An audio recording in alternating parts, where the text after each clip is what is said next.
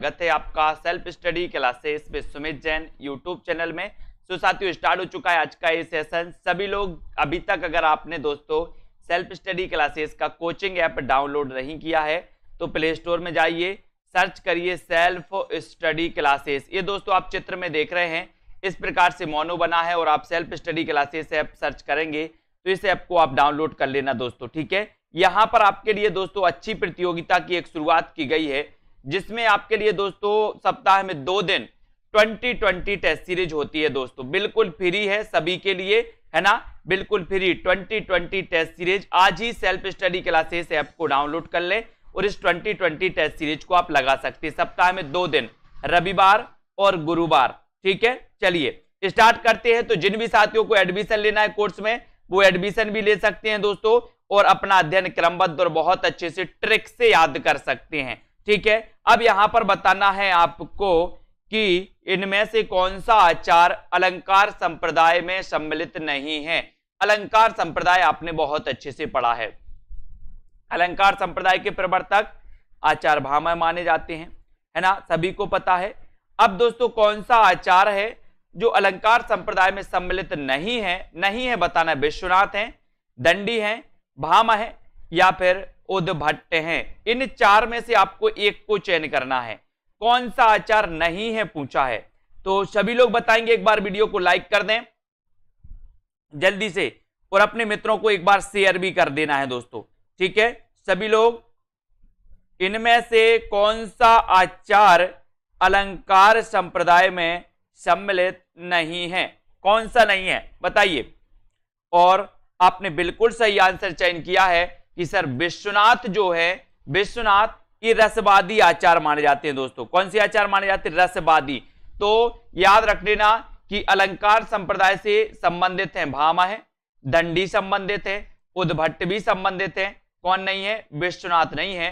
ये याद रख लेना, है ना। ये रस संप्रदाय से संबंधित हैं दोस्तों। कौन? आचार्य विश्वनाथ, ठीक है। जबकि दंडी, भामह और उद्भट ये दोस्तों अलंकार संप्रदाय से संबंधित हैं। अगला क्वेश्चन आपके लिए, अगला क्वेश्चन है काव्य दोषों की सर्वप्रथम वैज्ञानिक व्याख्या प्रस्तुत करने वाला ग्रंथ कौन सा है? काव्य दोषों की सर्वप्रथम वैज्ञानिक व्याख्या करने वाला आपको बताना है। काव्य दोष और काव्य गुण आपने बहुत अच्छे से पढ़े हैं और काव्य दोषों की सर्वप्रथम वैज्ञानिक व्याख्या प्रस्तुत करने वाला जो ग्रंथ है वो ग्रंथ कौन सा है ये आपको बताना है। नाट्यशास्त्र है, काव्यालंकार है, साहित्य सर्वस्व है या फिर काव्यालंकार सूत्र है? कौन सा है? काव्य दोषों की सर्वप्रथम वैज्ञानिक व्याख्या प्रस्तुत करने वाला जो ग्रंथ है वो ग्रंथ कौन सा है, यहां पर आपको बताना था और आपका उत्तर चला गया है दोस्तों कहां पर? बी की तरफ। बी नंबर आपने बिल्कुल सही बताया है। काव्य दोषों की सर्वप्रथम वैज्ञानिक व्याख्या प्रस्तुत करने वाला जो ग्रंथ है वो काव्यालंकार है। काव्यालंकार के रचयिता कौन है दोस्तों? आचार्य भामह है, ठीक है। ये भी आपको याद रख लेना है, ठीक है। अब यहां पर देखते हैं अगला क्वेश्चन है काव्य हेतु संबंधी प्रस्तुत पंक्तियों के रचयिता कौन है दोस्तों? काव्य हेतु संबंधी, है ना, शक्ति निपुणता, है ना, शक्तिर निपुणता, लोक शास्त्र, काव्याद वेक्षणात्, काव्य, है ना, काव्यज्ञ शिक्षा अभ्यास, है ना, इति हेतुस दुद्भवे। आपको बताना है कि ये जो पंक्ति है ये पंक्ति किसकी है? कुंतक की है, आनंद वर्धन की है, मम्मट की है या फिर विश्वनाथ की है? दोस्तों काव्य हेतु से संबंधित ये आपको बताना है। शक्तिर निपुणता, लोकशास्त्र, है ना, काव्याद वेक्षणात्, ये परिभाषा आपको बताना है। सभी लोग बताएंगे।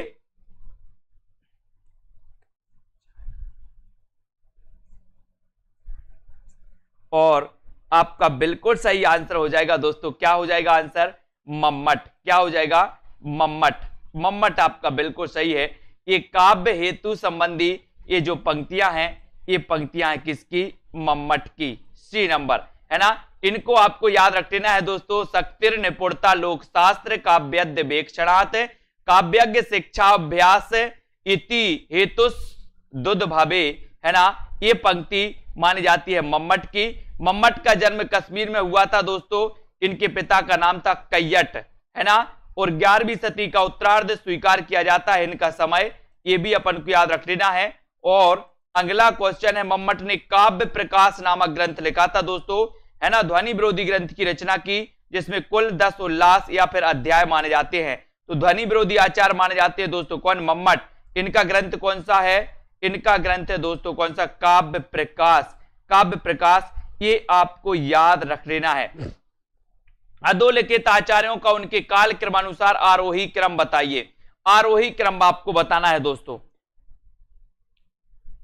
कौन कौन से आचार हैं जो दोस्तों ये आचार आते हैं। सबसे पहले बताइए, इनका क्रमबद्ध आपको बताना है, काल क्रमानुसार। काल क्रमानुसार इन आचार्यों को आपको बताना है। प्रश्न क्रमांक 222 में 222 कौन से आचार हैं वो, जो क्रमबद्ध आपका सही हो जाएगा, ठीक है। यहां पर आपको याद रख लेना 222 का उत्तर आपको बताना है। ये नंबर आपका बिल्कुल सही हो जाएगा। दंडी, बामन, मम्मट, विश्वनाथ और जगन्नाथ। जगन्नाथ आपका ए नंबर बिल्कुल सही हो जाएगा, ठीक है। इतना ही तो झेल लो संतोष जी, इतना ही झेल लो, जितना लिखा है उतना ही झेल लो भैया। ए नंबर दंडी, बामन, मम्मट, विश्वनाथ और जगन्नाथ, ये आपका बिल्कुल सही हो जाएगा, ठीक है। अगला चलते हैं, यहां पर आते हैं दोस्तों।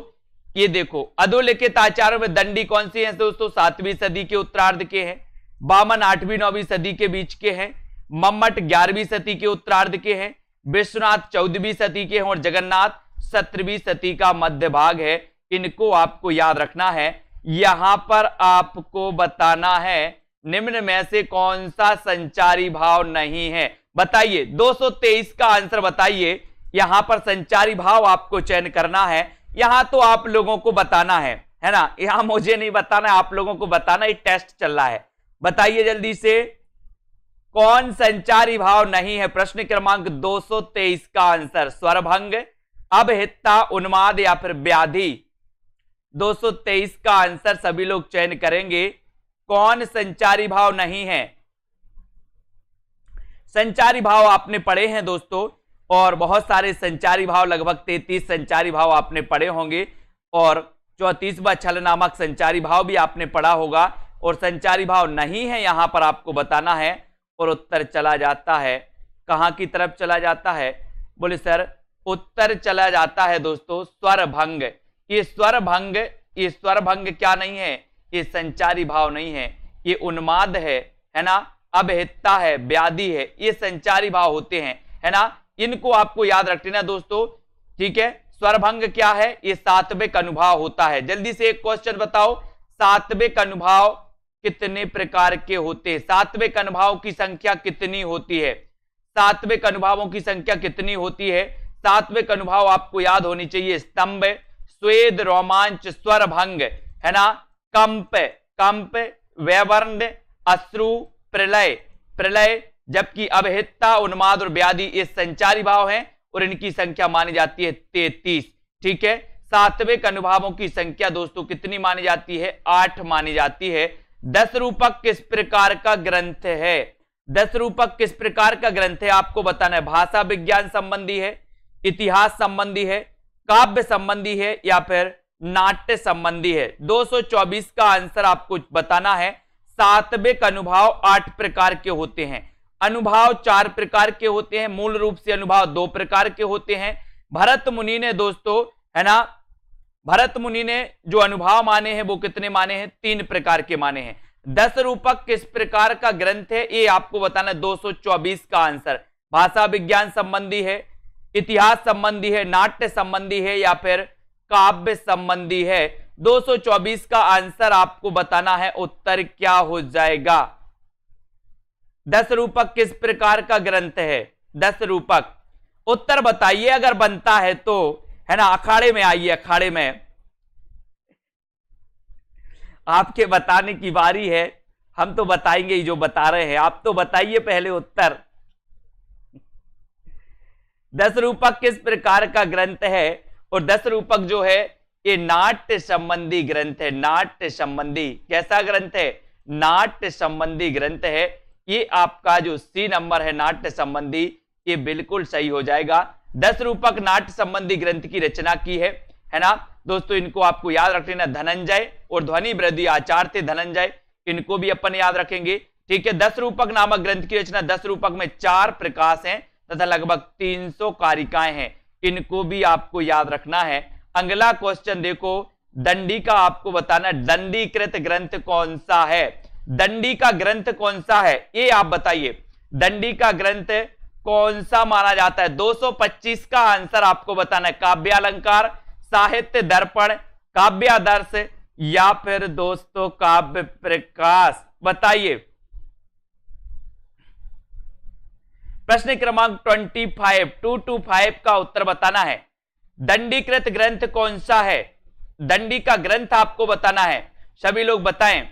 प्रश्न का उत्तर बताना है आपको, दंडी का ग्रंथ कौन सा माना जाता है? कुछ लोग हाईलाइट होने के लिए कुछ कुछ करते रहते हैं, कोई बात नहीं।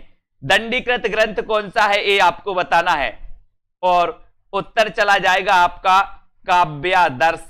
बोले काव्य के आदर्श को दंड, है ना, आदर्श काव्य को क्या नहीं मिलना चाहिए? बोले सर आदर्श काव्य को दंड नहीं मिलना चाहिए, तो दंड नहीं मिलना चाहिए तो क्या हो जाएगा? दंडी, है ना। आदर्श काव्य को दंड नहीं मिलना चाहिए, तो दंडीकृत कौन सा है दोस्तों? काव्यादर्श। काव्य प्रकाश मम्मट का है ना, आपको पता है। साहित्य दर्पण दोस्तों विश्वनाथ का है, ये भी आपका याद रख लेना। और काव्य अलंकार तो आपको पता ही है, ठीक है, ये आपको याद रख लेना, भामह जी का है।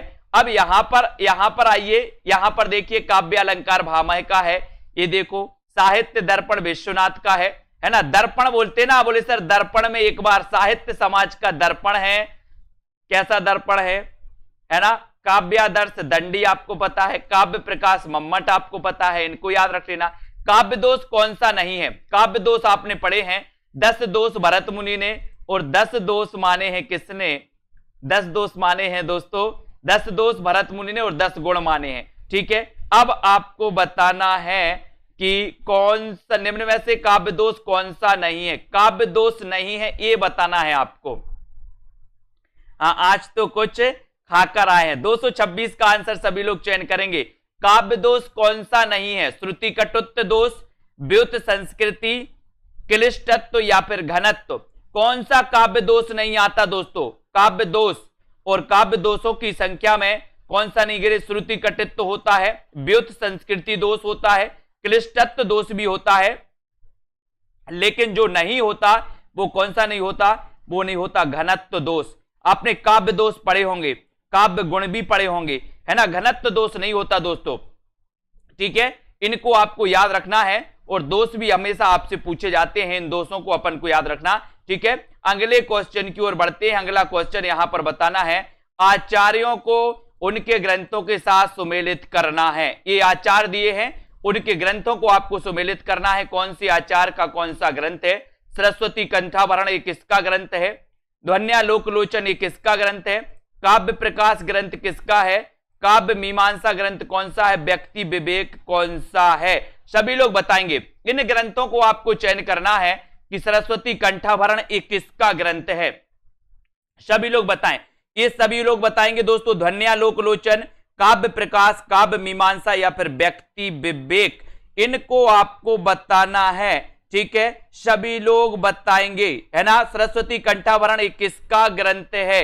ध्वन्यालोक लोचन ये किसका ग्रंथ है? काव्य प्रकाश किसका ग्रंथ है? काव्य मीमांसा या व्यक्ति विवेक ये किसका ग्रंथ है? इन सभी ग्रंथों को आपको चयन करना है ना। ग्रंथ बन रहे हैं तो उत्तर बताते जाएं। सरस्वती कंठाभरण ग्रंथ किसका है? और यहां पर आपका बिल्कुल सही आंसर क्या हो जाएगा? बताइए कौन सा आंसर सही है ना। और यहां पर आपका उत्तर है दोस्तों कौन सा? सी नंबर। सी नंबर यानी कि यहां पर आपको याद रख लेना, अभिनव गुप्त का कौन सा है दोस्तों? ध्वन्यालोक लोचन आपको पता है, ठीक है। और राजशेखर का कौन सा है दोस्तों? काव्य मीमांसा, ठीक है ना। महेम भट्ट का कौन सा है? महेम भट्ट का दोस्तों व्यक्ति विवेक है। और भोजराज का ग्रंथ माना जाता है कौन सा? सरस्वती कंठाभरण। सरस्वती कंठाभरण। अब आपसे क्वेश्चन पूछा जाएगा, सरस्वती कंठाभरण के लेखक कौन है? लेखक कौन है? तो आप बताओगे भोजराज, ठीक है। ध्वन्यालोक लोचन की रचनाकार कौन है? तो आप क्या बताओगे? अभिनव गुप्त। ठीक है। काव्य प्रकाश, काव्य प्रकाश ये मम्मट का है दोस्तों। काव्य मीमांसा राजशेखर का है। और व्यक्ति विवेक के रचनाकार कौन है? तो ये है महेम भट्ट। व्यक्ति को विवेक की मुहिम चलानी चाहिए, व्यक्ति को मुहिम चलानी चाहिए, काय की? विवेक की, है ना। और जब आपके अंदर विवेक नहीं है तो आप कुछ नहीं कर पाओगे, है ना। यहां पर बताना अभिनव गुप्त, ध्वन्यालोक लोचन, है ना। बहुत बढ़िया। यहां पर आपको बताना है कि, है ना, मुख्यार्थ हतिर दोष, काव्य दोष का यह लक्षण किस आचार का है दोस्तों? यहां पर आपको चयन करना है प्रश्न क्रमांक 228 का आंसर। बताइए सभी लोग, फटाफट से आपको चयन करना है। और यहां पर जो सीरीज चल रही है वो आपको आपके उत्तर बताने की चल रही है ना। हमारे बताने की नहीं चल रही, हम आपसे पूछ रहे हैं, आपको उत्तर बताना है ऐसे ऐसे। ठीक है, सभी लोग बताएंगे। यहां पर 228 का आंसर बताना है। संतोष जी ब्लॉक हो जाओगे तो कभी देख नहीं पाओगे ऐसे वीडियो, कमेंट भी नहीं कर पाओगे। प्लीज उत्तर बताएं, है ना। लास्ट में आपका नाम लिया जाएगा, है ना। आपका जो क्वेश्चन है वो बिल्कुल भी सही नहीं है। यहां पर कमेंट में उत्तर आपको बताना है। ठीक है, ब्लॉक हो जाओगे तो फिर कमेंट भी नहीं आएगा आपका, इसलिए प्लीज बताते जाए, आपका नाम भी लास्ट में लिया जाएगा। ठीक है, यहां पर बताना है काव्य दोष का यह लक्षण किस आचार का है? प्रश्न क्रमांक 228 का आंसर आपको बताना है, बताइए। और यहां पर सही उत्तर आपका हो जाएगा कौन सा हो जाएगा? आचार मम्मट। आचार मम्मट यानी कि ये नंबर आपका बिल्कुल सही हो जाएगा। ये नंबर आचार मम्मट का माना जाता है ना। ये दोस्त, ये काव्य दोष का ये लक्षण आचार मम्मट, इसको आपको याद रखना है। काव्य शोभा या है ना, कर्तारो धर्माह गुणा है। काव्य गुण की ये उपर्युक्त परिभाषा किस आचार ने दी है? ये आपको चयन करना है, बताइए। प्रश्न क्रमांक 229 का आंसर काव्य शोभा या है ना, कर्तारो धर्माह गुणा है। अपनी योग्यता दिखाइए, है ना। दूसरों के लिए तो सभी लोग क्या है बोल देते हैं, अपनी योग्यता तो दिखाओ। क्वेश्चन सामने है, बताओ क्वेश्चन का आंसर बताओ, योग्यता दिखाओ, है ना। सब बताएंगे फिर हम, जल्दी से बताएं। 229 का आंसर आपको बताना है। काव्य शोभा या कर्तारो धर्मा गुणा है। काव्य गुण की उपर्युक्त परिभाषा किस आचार्य ने दी है? 4-5 क्वेश्चन का आंसर तो बताते जाएं, हम भी तो समझे कि यहां पढ़ने आए हैं लोग, है ना। आचार्य भामा है, आचार्य पंडितराज जगन्नाथ, आचार्य बामन या फिर आचार्य आनंद वर्धन, सभी लोग बताएंगे। और यहां पर आपका एक काव्य शोभाया कर्तारो धर्मा गुणा है, ये दोस्तों आपको पता है, अपन ने इसको पढ़ा था कि धर्मा गुणा है ना। धर्म ही बोले सर, धर्म गुण होता है, किसका गुण होता है? बामन। आपने देखा होगा पंडित लोग को क्या बोलते? बामन बोलते। और बामन लोग का धर्म ही गुण होता है, वो धर्म से क्या करते? पूजन पाठ करवाते हैं। तो अपन ने इन शब्दों को पकड़ा था कि धर्मा गुणा है ना, इनको पकड़ा था, इन परिभाषाओं को अपन ने देखा था। ठीक है, और इनको पकड़ के अपन ने देखा था कि सर बामन लोग, पंडित लोग पूजन करवाते, पूजन पाठ करवाते, धर्म करवाते हैं, धर्म के गुण बताते हैं, इस प्रकार से। ठीक है, अब आगे देखते हैं। यहां पर काव्य शोभा या कर्तारु धर्मा गुणा, काव्य गुण की परिभाषा आचार्य बामन ने दी है। इन बामन की दोस्तों आपको पता है ये रीति संप्रदाय के प्रवर्तक माने जाते हैं। ठीक है, कौन? बामन, है ना। अब यहां पर दोस्तों बामन के काव्य ग्रंथ का नाम क्या है वो भी आप लोग देख लो, जब तक उत्तर बताना है आपको। यहां पर काव्यालंकार सूत्रवृत्ति, काव्यालंकार सूत्रवृत्ति ये काव्य शास्त्रीय ग्रंथ है, किसका? बामन का।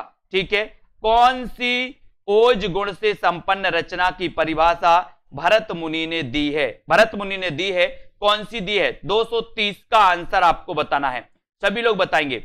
ओज गुण से संपन्न रचना की परिभाषा भरत मुनि ने दी है, तो कौन सी दी है भरत मुनि ने ओज गुण की?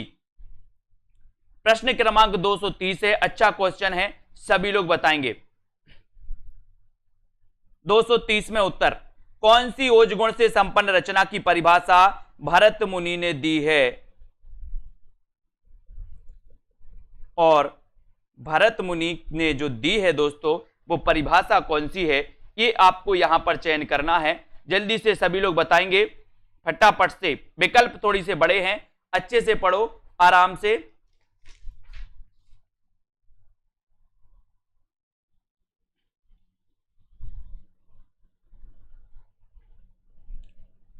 और बिल्कुल सही आंसर आ गया है आप लोगों का कि सर समासबद्ध पदों से युक्त विविध एवं विचित्र उदार गुणों से संपन्न रचना, है ना। ये दोस्तों संपन्न रचना की परिभाषा यानी कि जो बी नंबर आपने बताया ये बिल्कुल सही है। ठीक है, 230 का आंसर आपका बी बिल्कुल सही हो जाएगा। ठीक है, यहां पर इसके विस्तृत अध्ययन को देख लेते हैं। इसका विस्तृत अध्ययन यहां पर है दोस्तों। आचार्य भरत मुनि ने ओज गुण संपन्न रचना की परिभाषा इस प्रकार से दी है, समासबद्ध पदों से युक्त विविध एवं विचित्र उदार गुणों से संपन्न रचना ओज गुण वाली होती है। अगला क्वेश्चन है दोस्तों आपके लिए, आपको बताना है नीरवता सी शिला चरण टकराता फिरता पवमान उपर्युक्त पंक्तियों में कौन सा काव्य दोष है।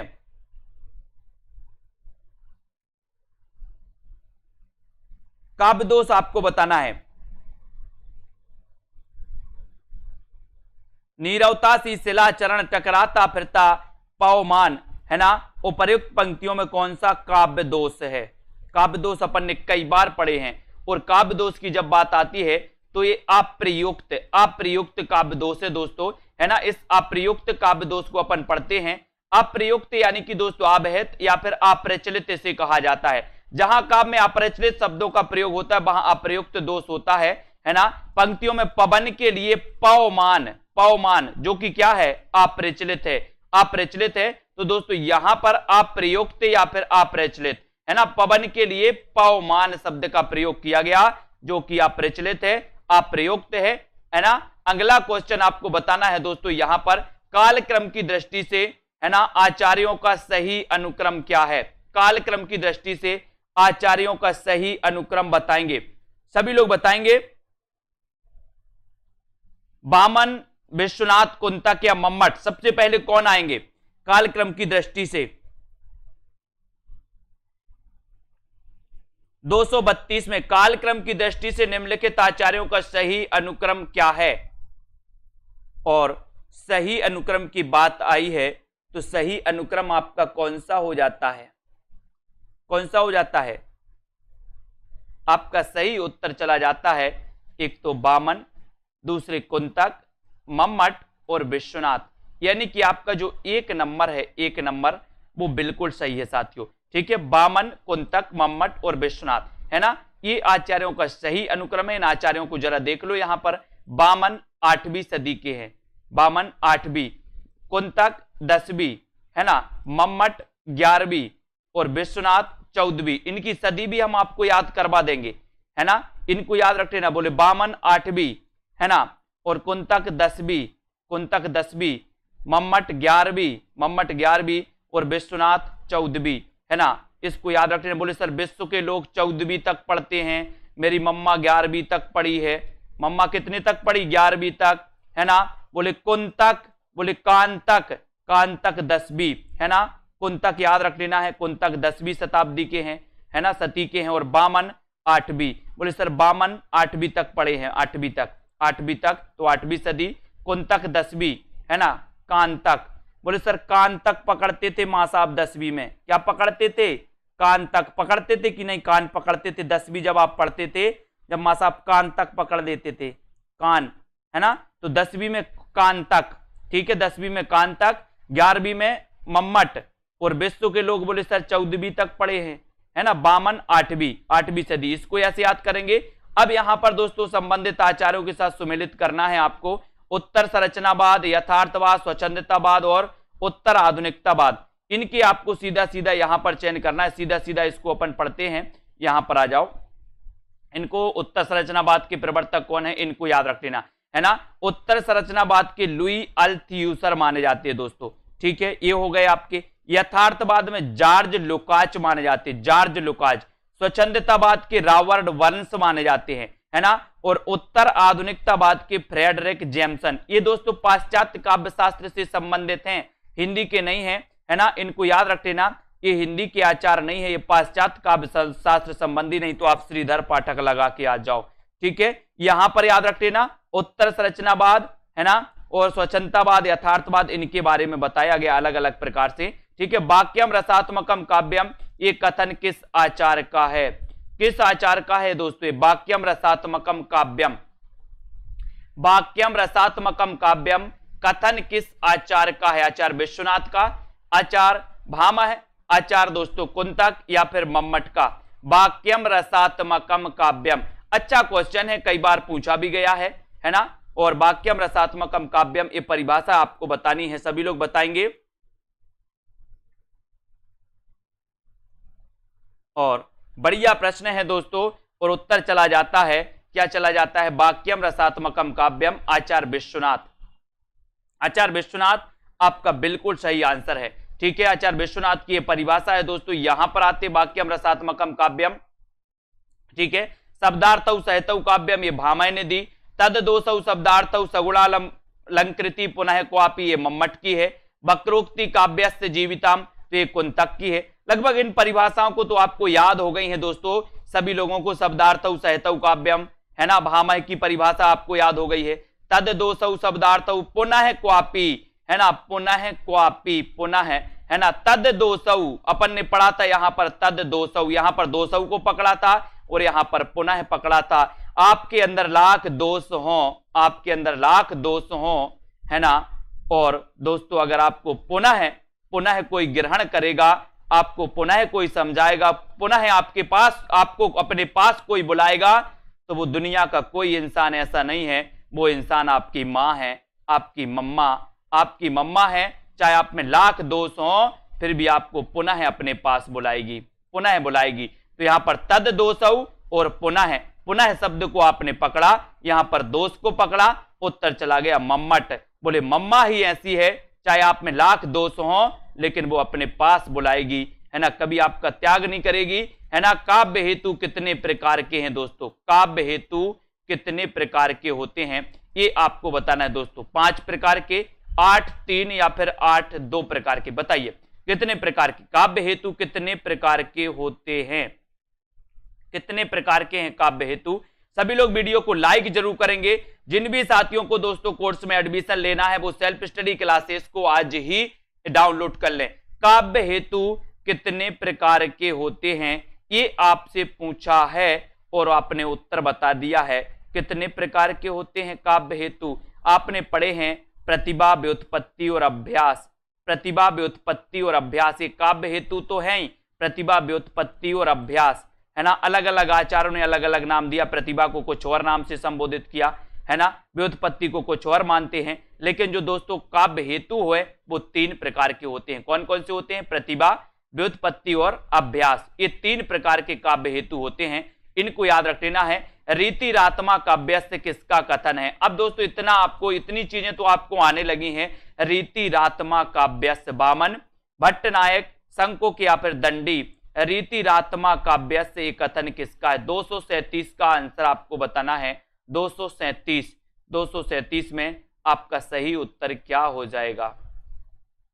वामन, भट्टनायक, शंकोक या फिर दंडी।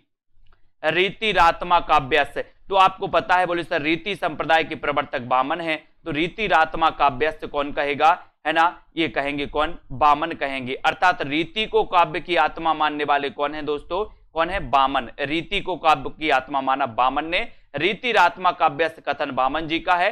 वामन ने रीति को काव्य की आत्मा माना तथा रीति से संप्रदाय के प्रवर्तक आचार्य भी माने जाते हैं दोस्तों। काव्य शोभाकारान धर्मान अलंकारान पृच्छते, ये किसका कथन है दोस्तों? बहुत बढ़िया प्रश्न है दोस्तों। काव्य शोभाकारान धर्मान अलंकारान पृच्छते, ये परिभाषाएं पूछी जाती हैं आपसे, ये पूछी गई है किसी ना किसी एग्जाम में, तो आपको बताना 238 का आंसर। ये परिभाषा किसकी है? ये कथन किसका है? काव्य शोभाकारान अलंकारान पृच्छते। और आपका बिल्कुल सही आंसर क्या हो जाएगा? क्या हो जाएगा?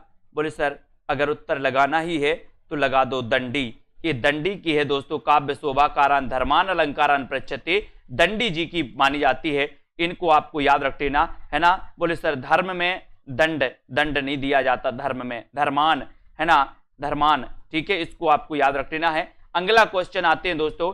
सभी लोगों ने लाइक कर लिया और 2020 टेस्ट सीरीज में सभी लोगों ने आज भाग लिया था कि नहीं लिया था? आज दोस्तों फ्री 2020 टेस्ट सीरीज थी, उसमें किस किस ने भाग नहीं लिया था वो जल्दी से बताओ। रमणीयार्थ प्रतिपादक शब्द है काव्यम किसका कथन है? कई बार पूछा गया, ये परिभाषा कई बार पूछी गई, इनको नकारा नहीं जा सकता दोस्तों। अगर ये परिभाषाएं भी अगर गलत करके आते हैं तो ये अभ्यास आपको करना जरूरी है। रमणीयार्थ प्रतिपादकः शब्दः काव्यम, ये किसका कथन है? 239 का आंसर बताना। आचार्य मम्मट का, पंडित राज जगन्नाथ का, आचार्य विश्वनाथ का या फिर आचार्य भामह का माना जाता है ना। यहां पर आपको बताना रमणीयार्थ प्रतिपादकः शब्दः काव्यम, बहुत बढ़िया है क्वेश्चन, है ना। बोले सर यहां पर जगत के लोग क्या करते हैं? जगत के लोग, है ना, रमणीय दृश्य को देखते, रमणीय दृश्य को, यहां रमणीयार्थ, रमणीय दृश्य को लोग देखते हैं। कहां के लोग देखते हैं? बोले सर पंडित राज जगत धननाथ जगन्नाथ,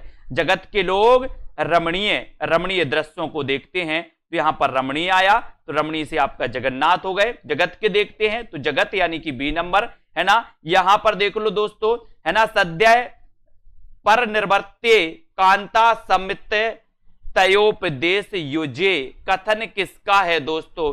ये कथन भी है ना, थोड़ी सी कठिन है संस्कृत, कोई बात नहीं, पढ़ते चलेंगे, आगे बढ़ते चलेंगे, है ना। इन कथनों को भी अपन को याद रखना है दोस्तों। ये कथन किसका है? जल्दी से बताओ।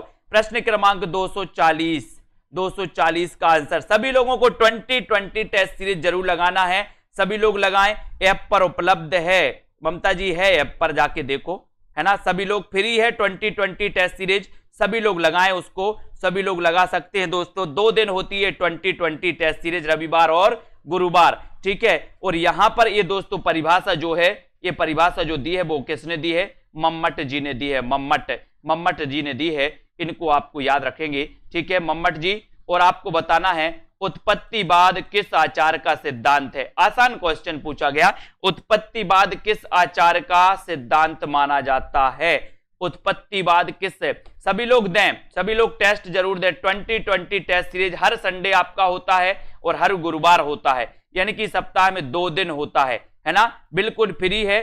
तब आपको बताना है कि उत्पत्तिवाद किस आचार का सिद्धांत माना जाता है, ये आपको बताना है। और उत्तर आपका क्या हो जाएगा? अंकित जी ने दिया है, बहुत बढ़िया, है ना। उत्तर हो जाएगा दोस्तों उत्पत्तिवाद भट्टलोलट, है ना। ये आपको पता है भट्टलोलट। यहां पर आपको याद रखना है दोस्तों कि उत्पत्तिवाद भट्टलोलट है ना। भट्टनायक का भुक्तिवाद है, अभिनव गुप्त दोस्तों अभिव्यक्तिवाद के हैं, और शंकुक का अनुमतिवाद है, ये तो सभी को पता है। आचार्य आनंद वर्धन किस संप्रदाय के आचार्य माने जाते हैं? आचार्य आनंद वर्धन किस संप्रदाय के आचार्य माने जाते हैं? अलंकार संप्रदाय के, वक्रोक्ति, औचित्य या फिर ध्वनि संप्रदाय के?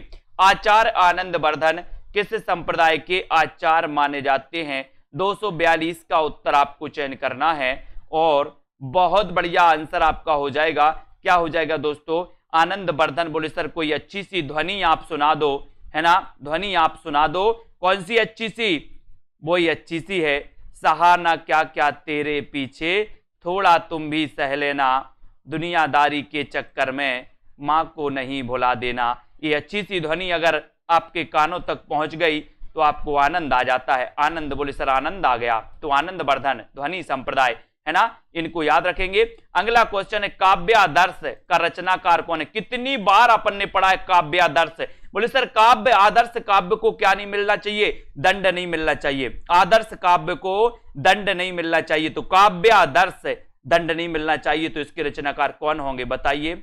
आप लोगों को रट गए हैं ये क्वेश्चन? बोले सर अब तो काव्य शास्त्र नहीं, कहीं से क्वेश्चन पूछ लें, कई बार आपने बताए हैं तो रट गए हैं, है ना। और काव्यादर्श जो ग्रंथ है ये दंडी, आदर्श काव्य, है ना, उल्टा पढ़ लो, आदर्श काव्य पढ़ लो। आदर्श काव्य को दंड नहीं मिलना चाहिए, बोले सर चाहे कुछ भी हो जाए, है ना। इनको याद रखेंगे। नाट्य शास्त्र भरत मुनि का है ना, इनको भी अपन को पता है। अब यहां पर प्राकृत पेंगलम बताना है दोस्तों, किस शास्त्र का ग्रंथ है? प्राकृत पेंगलम आपने पढ़ा होगा। प्राकृत पेंगलम की आपको रचनाकार बताना है, किसको पता है? सभी लोग बताएंगे प्राकृत पेंगलम के रचनाकार कौन है। साथ ही बताना प्राकृत पेंगलम एक किस प्रकार का, किस शास्त्र का ग्रंथ है, ये भी आपको चयन करना है। 244 का उत्तर आपको चयन करना है। एक बार वीडियो को लाइक करके अपने मित्रों तक शेयर जरूर करें। प्राकृत पेंगलम कई बार पूछा जाता है दोस्तों। कुसुम जी ऐप को डाउनलोड करें, ऐप को डाउनलोड करोगे जहां पर वीकली टेस्ट आपको मिल जाएगा। वीकली टेस्ट, सप्ताह में 2 दिन टेस्ट होते हैं दोस्तों, है ना, सभी के लिए होते हैं सेल्फ स्टडी क्लासेस ऐप में। और प्राकृत पेंगलम किस शास्त्र का ग्रंथ है? तो वो है दोस्तों छंद शास्त्र का। किस शास्त्र का ग्रंथ है? छंद शास्त्र का ग्रंथ है।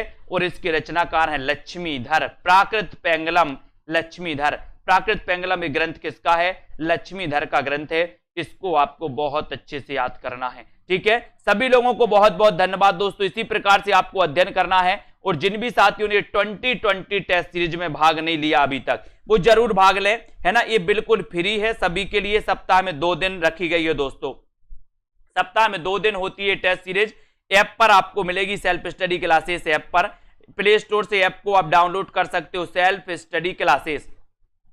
ठीक है, तो इसमें आप दोस्तों भाग ले सकते हो बिल्कुल फ्री में, है ना। जो भी हमारे साथी हैं, तो ये 2020 टेस्ट सीरीज सभी स्टूडेंट के कहने पर ये सीरीज लॉन्च की गई है कि सर सभी के लिए भी कुछ करिए आप, तो ये लॉन्च हो गई। और जिन भी साथियों को पेड कोर्स में लेना है एडमिशन, तो उनके लिए दोस्तों तो हजारों क्वेश्चन टेस्ट सीरीज में उनके लिए है उपलब्ध, है ना, जो आप टॉपिक वाइज अनुसार लगा सकते हो। गीतिका जी, सुमन, मुकनद जी, अजय जी, रेखा जी, लवली, रचना जी, विजय जी, सुनीता, कल्पना जी, रामूरत जी, आकांक्षा जी, है ना। सभी साथी अध्ययन करते रहे, आगे बढ़ते रहे। ये सेल्फ स्टडी क्लासेस ऐप है दोस्तों, इसको आप डाउनलोड कर सकते हो। जया राजपूत जी, लता जी, कमला जी, अजय जी, प्रिया, ओपी जी, रोशनी जी, है ना, सुनीता, ममता जी, कविता जी, सिया जी, अरुणा जी, रेखा जी, ज्योति जी, शर्मिला, ठीक है, शाम पंडित जी, नीतू, राधिका, बीनू जी, इंदू जी, बाल गोविंद जी भी आ गए हैं आज, बहुत बढ़िया। दुली चंद जी हैं, जसवंत जी, आशा जी, सुनीता जी हैं, बीनू जी, अलका जी है, बहुत बढ़िया। धन्यवाद सभी साथी। ममता जी, अंकित जी हैं,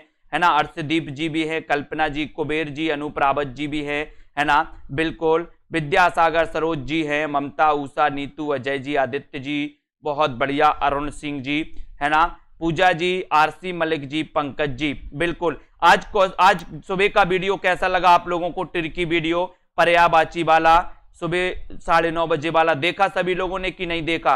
कुबेर जी, एटीट्यूड बाय प्राची जी, बहुत बढ़िया। ममता जी, अनीता जी, है ना, बिल्कुल, ठीक है।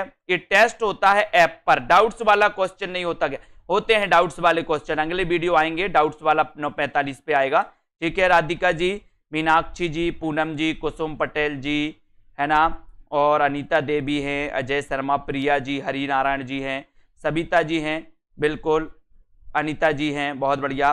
लालदास जी, बिट्टू जी हैं, है ना, हरपाल सोनू जी, अत्यांश यादव जी है, कुसुम जी, बहुत बढ़िया। विद्यासागर, ओके, आशा जी, अंकित, पूजा जी, ललिता जी, सोनू जी, वेरी गुड। सभी साथी डाउनलोड कर ले सेल्फ स्टडी क्लासेस ऐप को दोस्तों, ठीक है, बिल्कुल, है ना। कुबेर जी, लता जी, कल्पना जी, वर्मा, बहुत बढ़िया, है ना, अमिता सरकार जी, विवेक जी, ठीक है, हरि नारायण जी, मोहित जी हैं, अनीता जी हैं, रंजना जी, बहुत बढ़िया, है ना, बिल्कुल। प्रियंका जी इंदौर से हैं, बहुत बढ़िया प्रियंका जी, धन्यवाद। शैलेश जी, लालदास जी हैं, रीना मलिक जी हैं, अनीता यादव जी, विजय जी, दिनेश जी, है ना, भोंदू जी, बिल्कुल, राम मूरत जी हैं, जसवंत जी, दुर्गेश जी, विद्यासागर यादव, लवली, शर्मिला, ज्योति जैन जी हैं, बहुत बढ़िया, धन्यवाद, है ना, दुली चंद जी, श्वेता जी, डॉली जी, मोहित जी, कुबेर जी, अंकित सरियो, ठीक है। सभी साथी जुड़े रहें दोस्तों, अध्ययन करते रहें, है ना, और आगे बढ़ते रहें, ठीक है। आपका भी दोस्तों अध्ययन चलता रहे और हमारा भी अध्ययन भी चलता रहे, आप लोगों से भी हम सीखते जाते बहुत सारी चीजें, है ना, बिल्कुल,